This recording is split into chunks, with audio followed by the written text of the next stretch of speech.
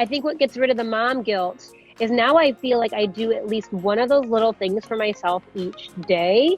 And because I feel better, because my head is just clearer, that makes me better. Welcome to my Core Connections podcast. You've come to the right place to learn how to upgrade your life, body, and mind. I am so thrilled that you are here. Be sure to stop by Instagram and say hello at Erica Zeal and head to ericazeal.com to check out some of my awesome information on how to begin strengthening your deep core the right way. Say bye-bye to all those aches and pains, and for all my programs and instructor course. Okay, let's dive on in. I'm so excited for our guest today, a friend of mine. Her name is Sara Haley. She is a LA-based fitness expert, pre-postnatal exercise specialist, and mom of 3. She's also the creator of the Expecting More DVD, the 4th trimester workout for after baby and beyond, Sweat Unlimited, which offers quick workout solutions for busy people, and her newest workout program, which she's just launched, the Pregnancy Workout Essentials Collection, which she will talk more about in a bit. With almost 20 years of experience in the fitness industry and 7 years as a Reebok master trainer, Sara is also a content creator for brands like Reebok, Kohl's, Hitwater, and Herbalife. She was just recently listed as one of the best fitness Instagram accounts to follow by Women's Health. So I'm so excited that Sara is here with us today. We are going to chat many things, motherhood and trying to balance life, and just a lot of great conversations. So I'm so excited for you to tune in. Okay, so Sara, I'm so excited that you're here with us today, and we're going to talk about some things around motherhood. So as both of us being moms of 3, I know we both deal with some similar things, juggling, working and staying fit and healthy and managing 3 kids. So What? All of that? Is there something else you would like to add? No, I'm going to pretend that is it.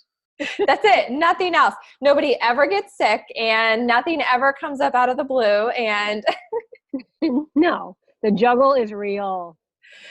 So, Sara, I know you're a mama of 3 like myself, but I would love to have you share with everyone, especially those that may not know who you are, kind of your backstory. What led you? I know you've been in the fitness dance industry for your entire adulthood. Yes? Yeah. I mean, even before. I'm from Chicago. I'm from the suburbs of Chicago. I moved out east to New Jersey and eventually New York City to pursue a career in dance. So I've been dancing since I was like 6 years old. And when I wasn't performing, I supported myself by teaching group fitness classes. And in 2007, I was recruited by Reebok. They were partnering with Cirque du Soleil at the time, which was such a great fusion of brands for me, because if you know Cirque du Soleil, they are dance and theater, which was what I'd been doing. And then Reebok is obviously fitness. And so they hired me to represent the 2 brands and eventually help create workouts that you could do in the gym that had the theme of Cirque du Soleil. So like, how do we take trapeze and make that functional in the gym? And at the time it was a workout called, I won't get into too much detail, but it was called Jacari Fit to Fly, and it used a TRX and a bar, and we got to swing, and it was so much fun. But that was kind of my entrance into the full-time fitness world, because my husband, who might have even been my boyfriend at the time, but he called me out. He was like, Sara, you are so much happier doing all of this. And I mean, anybody that knows the dance and entertainment industry, it can be really hard on the ego. Auditioning was never my favorite thing. I love performing, but auditioning can be really, really hard, especially when you're one of the shorter dancers out there. But anyway, my point is, fitness made me really happy. And I think most of it was the fact that it wasn't about me. It was really about helping other people find their livelihood, get healthy. And so that was my big transition into the fitness industry. And so let's just jump real quick so I'm not talking your ear off. That's okay. Part of working for Reebok and Cirque du Soleil was creating workout programs, on DVD at the time. And so they would hand me some crazy piece of equipment, something as simple as the Reebok step, to at one point it was this thing called the 360X thing, and you could put your hands and the feet in the loops, and it was crazy fun for me as a choreographer. And so I would create and do and perform their workout videos. So if you've ever bought any Reebok equipment, like the stability ball, you're probably going to see me on the workouts. So that was my entrance into filming workouts. And in 2011, my husband and I decided to move to the West Coast, kind of just for fun, because I could work for Reebok from anywhere. Yeah, he started his own business. I was a freelancer for Reebok or contractor for Reebok, and so I could work for them from anywhere. And so we moved out west to the backstory. Yeah, we also had bed bugs, and we were like, we got to get out of here. Oh, no. Yeah, if you know anything about New York City, bed bugs are everywhere. It does not mean you're a dirty person. They are like rampant everywhere. And we need a break from this like chaos. So anyway, here we are still. We thought we'd move back to New York in like a year, but here we are on the West Coast still 7-8 years later. But when I moved out here and I had my first son, it became really hard for me to continue working for Reebok. I worked for them maybe the first year or so, but I couldn't do all the traveling. They had me going all over the country to train trainers and present for them. And I could not keep up with that and be the kind of mom I wanted to be. So we parted ways in agreement. I still love the company. It was a really great introduction to the world that I now live in, which is creating workouts. And now it's more virtual than it is DVD. But I would not have been able to do that with all the training that I received from them. I joke that I was a influencer before influencers were a thing. We were called ambassadors at that point. You were. But I was a Reebok ambassador for 7 years before this even became like the crazy Instagram world of influencers that we now live in. And they gave me all the training, and I decided when I became pregnant that I wanted to create my own pregnancy program, and I wanted to do it my way. And at the time I had partnered with a few friends, and we filmed Expecting More. Now I do it all on my own, and here we are, 3 kids later. Yeah, still making those workouts. And you're at a point where you can pick and choose what you want to do. And I think that's so wonderful as a mother who owns her own business to be able to do that, because it gives you a little more freedom amongst the chaos of motherhood. Yeah. And I had no idea at the time, but I did ultimately do a really good job of setting myself up to be where I am now. So like I said, if you had asked me 8 years ago, would I be a pre and postnatal expert and talk about it all the time? I would be like, no, I don't even know if I want kids. You know what though? Sometimes things just happen along our path. That's part of our purpose, and we couldn't have seen it coming no matter what. Totally. And I can't imagine doing anything else now. So what comes up for you when you think about trying to juggle, let's use your word, all of these pieces that us moms and even stay-at-home moms, right? Even if you don't have a business you're running, right? Right. What comes up for you? Like, how do you do all this? Well, I would say, the biggest thing about motherhood, period, whether you have 1 kid or 7 kids, is taking care of yourself. Like, that is the hardest thing to remember. It's the hardest thing to do, because you're taking care of everybody else. That feels like it's most important. And we often just forget that if we aren't doing our own self-care, then we can't take care of everybody else in the best way possible. So I know for me, that's the biggest thing that I have to constantly remind myself of. And I get asked a lot, how do you not feel guilty about doing all these things? And I don't have a good answer to that. What I focus more on is becoming okay with the guilt. Like, the guilt is going to be there. And how do I become okay with that? And it is telling myself these things, and it's not just telling myself these things, it's the reality. If I don't exercise, if I don't eat right, if I don't sleep enough, then I cannot do my job as a mother, let alone my job as a mompreneur well. And I just got off of this. I don't even know if I've told you this, Erica, but in January I had the worst headaches and brain fog I've ever experienced. And there were a lot of personal things that were going on with me, but mostly what I realized was it was things I had neglected to do, especially since becoming a mom of 3. Because I will say, with each child I've added into my life, it's become progressively harder.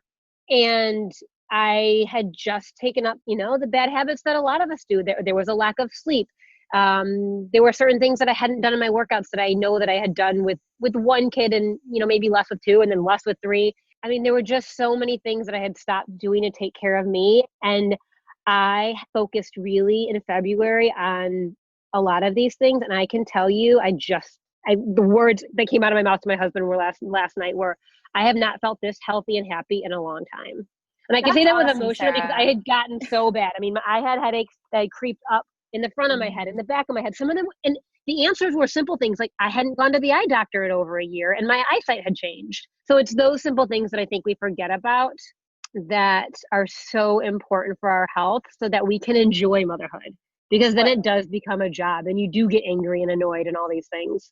And your fuse is so much shorter. You don't have the patience when all those things that you just mentioned start to stack. So I love that you're talking about this because I do believe it's so important. And do you feel that there's pressure from kind of the outside to do things a certain way that like, or you just feel like it's just like, no, life just gets busy and it just kind of happens. And at some point we have to step our foot in and be like, no, I'm not okay with this anymore. And I am going to take action for how I feel and how my health is and all of that. Agreed. It's so important, or like I said, it turns into annoyance and anger and feelings that we don't want to have towards ourselves or towards those we love, because then you can't work from a good place. And your hormones and all of that can become more out of whack if there's other pieces, because when we think of the body as a whole, and I think a lot of times we can forget how interconnected everything is. Like you mentioned, maybe you just going and getting, your prescription increase for your contacts or glasses, like that, there went your headaches. And then all of a sudden now you have more patience and maybe less mom guilt. Do you feel that? I feel like we want to talk about this mom guilt a little bit because I think it's so big for so many of us.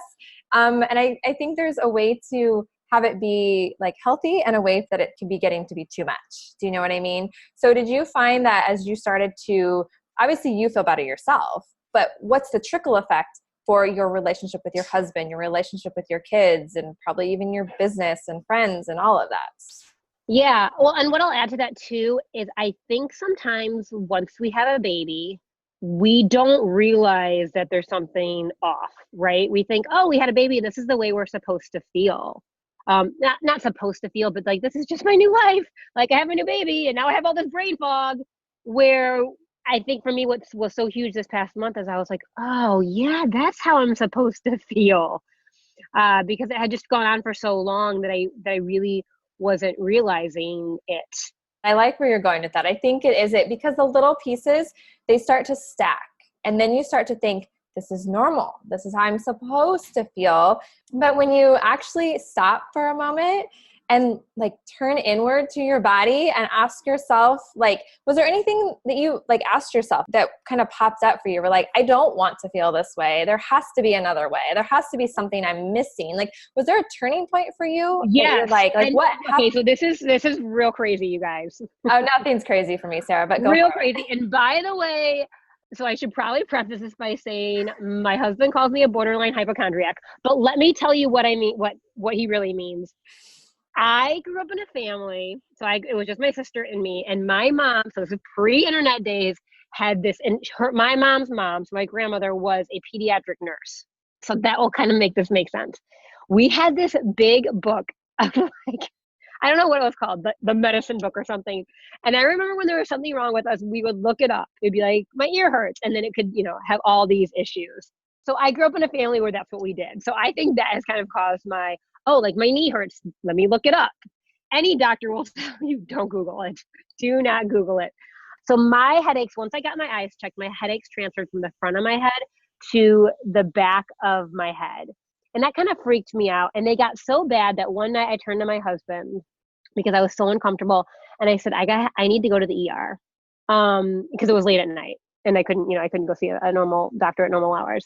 So I went to the ER, and of course they told me that there was nothing wrong with me. It wasn't all the things I Googled, like a brain aneurysm or a brain tumor or any of these things, but that it was probably stress related. So I went home and I had just kind of started dabbling in essential oils. I put wild orange all over my neck, and I spent the night on a heating pad, and I woke up and I felt 100% better. And I think it was the relief of knowing there's nothing wrong with me. And with the combination of those two things, and I'd been doing some serious neck and head stretches actually that you can find on my Instagram if you want, at Sara Haley Fit, that I felt were really complementary to all this. And that sounds like a silly thing, but it really, any of those things that you do consistently. I mean, and that's the key, right? It's like in motherhood, it's so hard to do any of these things consistently because all these things arise, like we were talking about before. Somebody gets sick. I mean, all the things, school conferences, whatever it is. But I think doing a little of these things every day. So now I put wild orange essential oils on the back of my neck about 3 or 4 times a week. I'm consistently doing my neck stretches. I've lessened the carb intake. I've taken out a lot of sugar from my diet. I mean, it's all, I can't tell you which of these things it was. I've been upping my strength training game. Like there's all these things that I've started doing on a more consistent basis. Can I do all those things in one day? No. But by doing all of those things, and now I think what gets rid of the mom guilt, to go back to your question, is now I feel like I do at least one of those little things for myself each day. And because I feel better, because my head is just clearer, that makes me better. I feel better. I feel happier. And then I can just be happy. Or all your kids really want is to be around a happy mom. Yes. That's all they really want. And so if you can get yourself into a happy place, and we can't feel happy when we feel overwhelmed or stressed or all of these things, because they just keep adding up. But I think if you can, at the end of the day, say, I did X, Y, and Z, and even if it just ends up being X, you can feel better about yourself and it will contribute to your happiness. And it sounds silly, but it's not. What did it take for me? It took me hitting quote unquote rock bottom and being like, I have to go to the ER. This is so bad that I need somebody to check in on me, because I feel a little emotional saying it, because I needed somebody to take care of me. Right. I mean, that was the bottom line, is I kind of had gotten, I'd been taking care of everybody else, including my husband. And then I needed somebody to take care of me. And in that case, it had to be a doctor to be like, you're okay, Sara. Nothing's wrong with you, except that you have too much stress in your life. Go de-stress. No, that's well said. I do think as a mom, we feel like we naturally do it. So many of us would just take care of everything. Like, oh, we just do it. We just get it done. But before you know it, things start to pile, and then you start the stress. The constant stress just kind of starts to sink in, and you don't even realize how stressed you are until maybe you do hit rock bottom. And hopefully that rock bottom is something that's not super over the top, right? Where it's like a little wake up call. That's like first world problems, right? Like, oh, my neck and head hurt. But it was drastically, but every morning I woke up and I was like, why is this still here? Why is this still here? And I tried massage and I tried chiro, and nothing seemed to be solving it. So I personally think it had a lot to do with diet, and I've kind of jumped on the essential oil train. Like, I really think they can help. I'm not going to say anything against them. I use them from time to time. And I know so many people that like use them so religiously for like, they have like girlfriend I would just call up, like, what do I need to use for this? You know what I mean? So yeah, and that's what I have. I have a girlfriend who, she sells doTERRA essential oils, and I call her and I say, well, what do I need to get? And, I think it's, instead of looking at it like we have to do all of these things, it's picking and choosing, and you kind of have your pecking order of things that you're going to use for, say, if you're not feeling good, or if you need a little more energy, or like whatever it is. But when you do like the little pieces on a regular basis, even if it doesn't seem like a lot, that really can equate to major shift and change in your life. It's funny. I had a friend recently that was pregnant for the first time, and she joked with me, I'm worried that after I have the baby, I won't remember how I used to eat, because she'd had all these like pregnancy cravings, right? Yeah. And that had kind of happened to me a little bit too with this third one, because I just felt like I had less time. I mean, it just takes a little more time to make the right choice sometimes. Yes. Right? It takes a little more time to fit in some exercise. It takes a little more time to cook the right kind of foods. It takes a little more time to get more sleep. So perfect example of how I hadn't put myself first was, and I think many moms fall into this problem, which is you make what your kids want. You think your kids want to eat, and then you end up eating that. Where I think pre-Kira, which is my most recent baby, I had often made what I thought I should eat, and then the kids ate what I ate. Does that make sense? Absolutely. No, you're spot on. Right. And I don't know why or when I had made that choice. It just crept in. It just crept in, and I'd done more and more of it. So let me give you some specific examples. I would love that. So in the morning, and this is what I mean, I'm not on the keto diet. I'm not doing any of those things, but I had just started to unconsciously make repetitive choices that had led to more sugar and carbohydrates in my life that weren't clearly serving me well because of the brain fog. Mm-hmm. Every morning I'd have a breakfast burrito with a tortilla. That has now changed to a breakfast scramble. Took out the tortilla. At lunch, I would often have with my kids quesadillas and fries, and I had not made anything different. I would just share that with them. Okay, so now I've made a conscious choice to do a soup or a salad, or again, just cut out that tortilla. I'm not anti-cheese. I love cheese. I think cheese is great. More power to you if you can eat it. That's the thing. Yeah. I can't eat it. Right. You're not dairy free. And then at night, I've just gone back to like making dinners that my husband and I would want to do, or instead of like pasta, I'll do zucchini noodles. I've pulled out my spiralizer again, and I've just made more conscious choices to do that, or just when the meal involves an extra carbohydrate that I know that I don't need, I've cut that out. If my kids are going to have dessert, I don't necessarily need to have it with them. If they're going to have candy, I don't necessarily need to have it with them. So, and the thing is, in the beginning, it feels really hard, right? That feels like a huge willpower choice.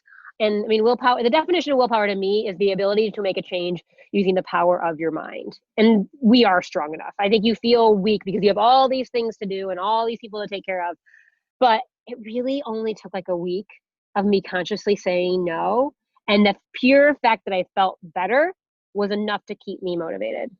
So it's that turning it into like focusing on a short period of time, like just to make that conscious shift. But the shifts you talked about, they're not rocket science. It's just little tiny, I love your examples though. Appreciate you sharing that with everyone. But those little tiny changes equaled you feeling so much better and your brain functioning so much better. And I think like the sugar and the carbohydrate intake, like it can slowly creep in for anybody. I've had that happen too. And then all of a sudden you're like, one day you're like, that's it, I'm done. And you just have to make that, like, right. I'm making a conscious shift. Do you have anything to say about like when you do want to have something like, yes, not beating yourself up? Right. So note that those are small changes. I don't remotely feel like I'm on a diet. Yes. Remotely at all, because I'm still eating the same things. It's just little tiny changes. So I realize somebody could consider those like keto choices. And part of it was too, I have read a little bit of keto research, which I really like. If people are looking to if you just want to know the research, this woman I was introduced to, Marie Emmerich, she's very, very intelligent, and the science she puts in her book is really easy to understand. She doesn't get too techie on you, so that you're just like, I don't know what you're talking about. And it makes a lot of sense. And even just from feeding your kids, like sugar upon sugar upon sugar, you can understand how the addiction arises with the way that she does it. So Marie Emmerich is her name, if you want to put it in the show notes or something. Oh yeah, I will, for sure. I've really enjoyed her, and she's got actually really great, easy recipes too. So, yeah. And I want to ask you, like, what are if you're going to have something that's kind of off your... I have two non-negotiables, kind of. Okay. One is a non-negotiable that I would say I have at least 5 days a week. And it is a blended latte with a little bit of vanilla. There's sugar in that. I mean, it's pretty close to the start of my day. And surprisingly, I was a little worried about that. I was like, because sugar leads to sugar leads to sugar, or sugar leads to wanting more sugar and more sugar. And it hasn't. I also eat, they know, the people who make it, because I have this cafe by me that I'm obsessed with, it's light on the vanilla, easy on the vanilla. And the cool thing is, you guys, once you start eliminating sugar from your diet, you can taste it when it's in there. It's like when you eliminate salt and you're like, it starts to not even taste good, right? So I can tell the minute that there's too much sugar in there. That's a non-negotiable for me. But you don't notice when you drink it, that's your like one thing, but that's my one thing. It doesn't affect you later on. You're like, nope, it kind of satisfies, you're good. And it satisfies my caffeine. I'm not a coffee drinker. So to be quite honest, I can do a latte other places too. At this particular place, it's like this blended, it is a treat. And then I like Halo Top ice cream, and I don't eat it every day. And, I know some people might fight me on some of that stuff that's in there, but I would say I maybe have it like once a week. And yeah, if I want something, I have chocolate almost every day too. Yeah, me too. A piece of chocolate almost every day. But there's some great research on why chocolate's good for you. Absolutely.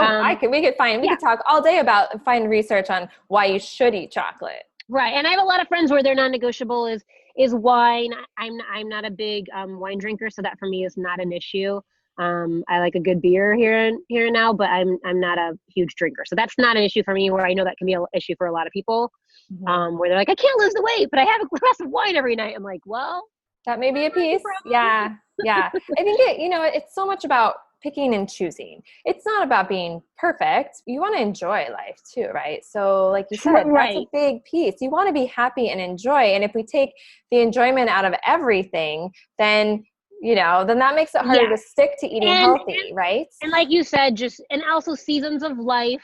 I'm sure there will be a time in my life where I don't feel like I need caffeine in the morning because I can sleep a little bit more. That's not the time right now. So I do need some caffeine to pick things up a little bit. Would I maybe be more toned or leaner if I didn't have, my non-negotiable in the morning? Maybe, but it's not enough for me to be like, I'm not going to have it. Okay, so can we talk about that? Let's talk about the physical appearance versus, because I feel like women, obviously, we know you and I have been in this industry for our entire life. And, you see so many women, work so hard to maybe get their body to look a certain way. But what about the way our body feels, right? And as a mom in going through motherhood, I feel like that becomes so much more apparent. Yes, it's great to look good, but if you are sacrificing so many things to do that, and then you're really not feeling very good inside, you may really be depleting yourself. Yes. Yeah. I mean, that's diet or exercise or sleep. If you are all of the above.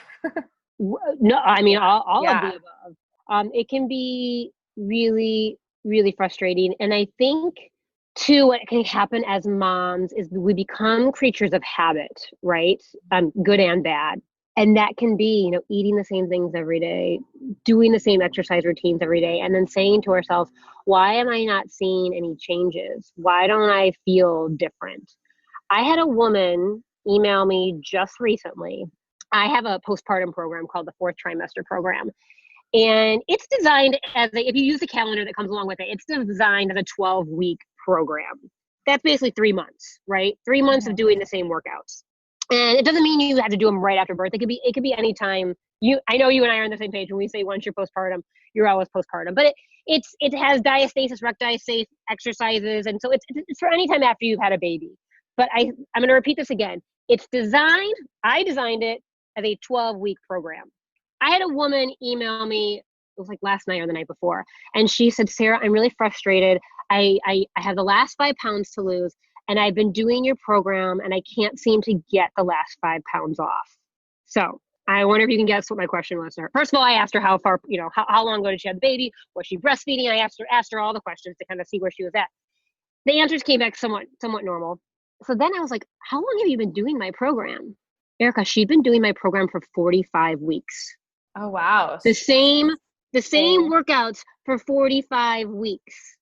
I mean, obviously I support my program. I know my program works. I can, there's reviews out there will tell you people have healed their diastasis. It's a great program, but I don't care what program you're doing. You cannot do the same training schedule for 45 weeks and expect to see results. Well, and there's so many other factors too. There's nutrition. Like there's just so many other factors, right? I asked her all these questions, and that was asked her all the questions. It seemed again, I'm not there, so I don't know exactly what she's eating. I don't know what she's, I don't know what her sleep schedule is. There are so many questions. And I'm not saying if you had mixed up like the schedule, but if she's following the same thing for 45 weeks, your body's going to get bored. Your brain's going to get bored. I'm sure to a certain extent, you're just kind of like going through the motions because you're not excited about the workouts anymore. And what I would have rather seen her do was like do the program for 12 weeks, then like mixed it up and maybe like done your program for 12 weeks and then come back to my program or something like that. But to do the same exercises over and over for 45 weeks without stepping up your game. And there's, by the way, 3 different levels in that program. She told me I've been continuing to do the same, follow the same person in the workouts for the last 45 weeks. She should have seen improvement where she could keep stepping up her game and eventually worked up to the highest level. Right. I mean, so that's what needs to happen to keep you excited and interested. It's like, I mean, can you imagine eating the same meals for 45 weeks? No, it's not healthy either because we need variety. We need variety. Yeah. in all Yeah. ways. I mean, that's what's so great about having kids, frankly, is that life is constantly changing. They're constantly doing new things. Like my oldest is all of a sudden on this magic trick kick. It's going to be gone in 2 weeks and he'll be on to the next thing. But that's what's so fun is like he's super into it. And then in 2 weeks, he's going to be on to the next thing. Yeah. And I'm not saying you should be jumping from exercise practice to exercise practice. It's, I'm not saying do like hot yoga for 2 weeks and then go do CrossFit and then do all these. That's not what I mean. But you can't do the same thing all day, every day. Yeah. So what are some of your go-tos? Like, what does your workout routine look like now? I know you feel like your brain's back and you're creating some, better habits for yourself with where you're at right now. What does your workout routines look like right now? Well, something else that I had realized that was kind of missing from my life was before I worked in fitness, I was a dancer and a choreographer. And my new pregnancy program that will just be released after this podcast comes out was the last big project that I had worked on and fed me choreographically. And I realized that I hadn't done anything like that in a little bit. So what I've been trying to make myself do on some nights is to just go in my bedroom, because I don't have a basement. I live here in California. There's no basements, at least like in the area that I'm at. And I go upstairs and I've just been making myself dance. Oh, I love that. Again, has been just what we've been talking about. I haven't done it in a while and just been doing some cardio dance and trying to create new movement. And it's just for me, to be quite frank right now. I mean, sure, do I record it in hopes that I'll like use it for maybe potentially another program. So I've added that back into my workouts. I've stepped up my strength training game a little bit in terms of having some actual goals. Like I want to get a little bit better at pull-ups.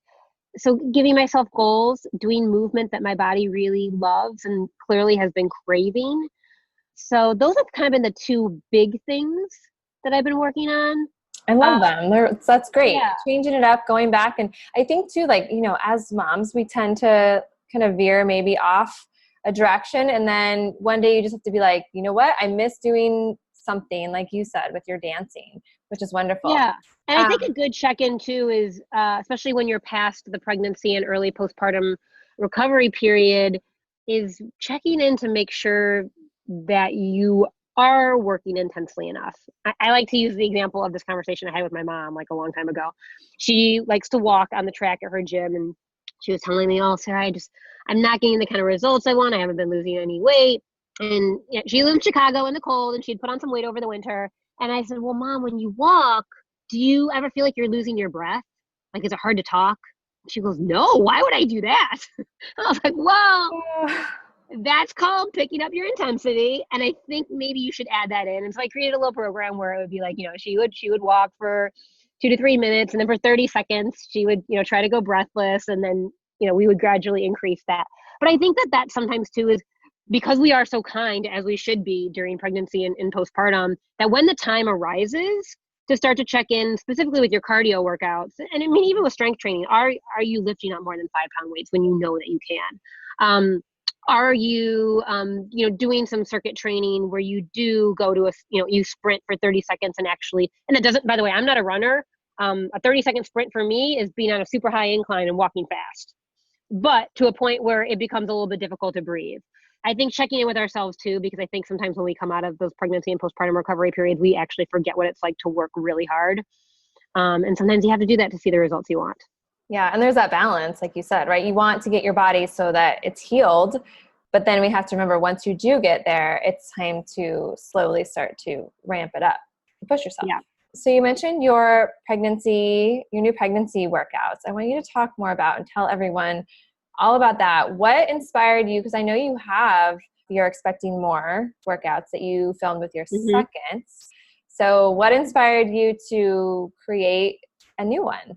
Well, two main things. So Expecting More, which is my pregnancy program, which I actually filmed with my first. So that is now an 8-year-old program. And as you know, the research has changed a lot. I filmed a workout with each kid, which is kind of nice. My postpartum program, which is Expecting More, the 4th trimester workout, that I filmed after I had my second son, Liam. Okay. That's what I was thinking about. Yes, that's okay. And then this new program is called the Pregnancy Workout Essentials Collection. And I think it'll make sense why I called it that. Because I was tempted to keep it in the Expecting More realm, But once I created it, I was like, this is something better and different. And the name really, really says what it is. So one, clearly the other program's 8 years old. A lot of research in terms of working out during pregnancy has changed, especially specifically with core training, right? So I knew that I could make that better, more effective. I knew I wanted to give a lot more low impact options in all the workouts. But mostly what had happened over the past 8 years is I had gotten a lot of questions, and I'm sure you get these same questions, Erica. I love bar workouts. Can I do them when I'm pregnant? Yes, but you have to be careful of X, Y, and Z. Sara, I love boxing. Can I keep boxing when I'm pregnant? Yes, but you have to be careful of X, Y, Z. Sara, there's days where I can't even fathom getting out of a chair. Can I still work out? Yes. So this program, I have basically addressed every genre of fitness that I could think of, and I've created a workout to do safely while you're pregnant. So there is a boxing cardio workout that eliminates a lot of trunk rotation, which you can do during pregnancy. You can still move your arms and legs without that trunk rotation, which feels very silly, by the way, but you can do it in a really safe way. Kept it very low impact and slower. I mean, my main thing I remember when I remember trying to take a boxing class, I think it was probably early postpartum recovery rather than pregnancy. And I was like, oh my God, everybody's moving so fast. It was way too fast. I think it actually was pregnancy, because I was like, my pregnant body cannot move this fast. So it's at a BPM that's much safer and applicable to pregnancy. I have bar workouts in there, but I've taken out all of the core training that I don't feel like is good for pregnancy. There is a workout where you can do it. It's all done in a chair. You are seated in a chair, and you don't really have to get up. For those days where you feel like you can't. Of course, there's a dance workout, because that's what I love to do. I mean, there's everything. There's a cardio drill workout. There is a lower body specific strength training, upper body specific strength training. There's a stretch. I mean, it's 12 different workouts. But then what happens on top of those 12 different workouts is I know you still could get bored, because let's face it, pregnancy is 40 weeks long. Hopefully not more. For me, it was always more, but I know. But then I separated all the workouts into blocks of exercises, which basically just means I chopped all the workouts up. That's the quickest way for me to explain it. And then I created combinations. So when you log into my website, you can actually go to the calendar, and it'll have the workout split up for you, so that there are 40 different combinations of all the exercises, so that you won't get bored. Because I feel like that's probably one of the number one complaints I get from women when they talk about working out during pregnancy. They're like, it's just so boring. I feel like I can't do anything. And I wanted women to feel empowered that they could do the workouts that they love to do, whether that's boxing or bar or dance or strength training. I wanted them to have the variety.